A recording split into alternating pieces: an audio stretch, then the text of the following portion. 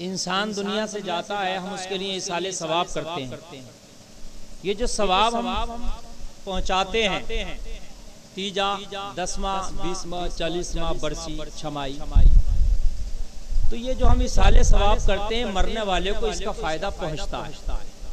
بات سمجھیں آپ، مرنے والے کو کیا ہوتا ہے اس کا فائدہ؟ کیا ہوتا ہے بولو؟ پہنچتا ہے. کہوں تو وہ کہہ دو، یہ مرنا ہمیں بھی ہے نا، تو ہم اب کہہ دیں گے پہنچتا تو شاید ہمیں بھی کچھ پہنچ جائے. مرنا تو ہے، پہنچتا ہے. مرنے والے کے نام سے اگر کوئی آپ نے اچھا کام کیا تو وہ مرنے والے کو پہنچتا ہے. مرنے والے کے نام سے آپ نے غریب کو کھانا کھلا دیا، ثواب پہنچے گا. مرنے والے کے نام سے کسی غریب کو کپڑا پہنا دیا، ثواب پہنچے گا. مرنے والے کے نام سے مسجد میں پیسہ لگوا دیا، ثواب پہنچے گا. مرنے والے کے نام سے مدرسے میں خرچہ کرا دیا، اس کو ثواب پہنچے گا. مرنے والے کے نام سے آپ نے کوئی اور نیک کام کر دیا، ثواب پہنچے گا. پہنچتا. قرآن شریف پڑھا، ثواب پہنچے گا. درود شریف پڑھا، کلمہ شریف پڑھا، دعا کیا، پہنچے گا. لیکن یہ نہ سمجھیں کہ ہم دنیا میں کچھ نہ کر کے جائیں، خالی تیجے 40 میں سے بخشش ہو جائے گی، تو یہ بھی بیوقوفی. پھر اگر خالی تیجا 40 میں سے ہی ہو جائے تو پھر کیا ضرورت ہے یہ سب ہمیں نمازیں پڑھنے کی؟ پھر کہتے ہیں گھر والوں سے بھائی 1 بیگھہ زمین میرے نام کی بیچ کے اچھے سے تیجا 40 میں کر دیے، بات ختم ہو گئی.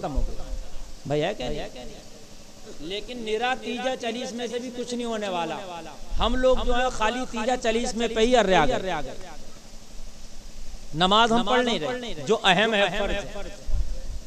یہ بات ذہن نشین کرنے کے اصالے ثواب کرتے پہنچتا ہے. ہمارا عقیدہ ہے اہل سنت والجماعت کا الحمدللہ.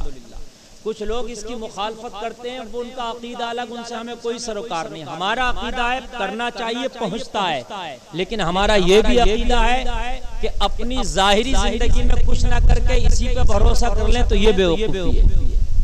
مثال کے طور پر آپ کی لاری کہیں جا رہی ہے، کہیں آپ کی گاڑی جا رہی ہے، کہیں پھنس گئی، تو ہلکا پھلکا کسی کے ٹریکٹر سے آپ سہارا لگوا دو، نکل جائے گی. یہی ہوتا ہے کہ نہیں ہوتا؟ جوڑ لو، زنجیر لگا دو، بھائی نکل جائے گی. لیکن کسی کی گاڑی کے دونوں پہیے نکل گئے، دونوں چکنٹ سلپ ہو گیا، دونوں پہیے نکل گئے، زمین پر رکھ گیا اس کا دھرا. اب کہو کہ بھئی ٹریکٹر جوڑ دیے، تو کہا بے وقوف مت سمجھے مجھے، یہ نکلنے والی نہیں ہے. نکلنے والی ہوتی تو کچھ سہارا میں لگا دیتا، چل کام ہو جاتا. اب کہاں تک لگاؤں گا؟ یہ تو پہیا ہی نہیں ہے. ایسے ہی ہمارے اعمال میں جب کچھ کمی پڑے گی تو اللہ اپنی رحمت سے اسے بھی شامل کرنے کا، جو اصالے ثواب کے ذریعے ہم نے اپنے مرحومین کو پہنچایا ہے، تو شاید یہ بھی شامل ہو کے ہماری بخشش کا ذریعہ بن جائے. لیکن جب ہم کچھ کر کے ہی نہیں گئے اپنی زندگی میں، خالی کبھی جمعہ پڑھا نہ تو وہ بھی نہیں پڑھا، زکات بھی نہیں دیے، زندگی بھر جھوٹی بولتے رہے، ہم مکاریاں ہی کرتے رہے. ہم نے دیکھا نہیں قرآن کیا کہہ رہا، ہم نے دیکھا نہیں شریعت رسول کیا کہہ رہی ہے، تو پھر سمجھ لیجیے ہماری گاڑی کے پہیے بالکل نکلے ہوئے. اب تو بس اللہ ہی مان. تو لوگوں زندگی گزارو تو گاڑی کا پہیہ بالکل نکال کے نہ جاؤ.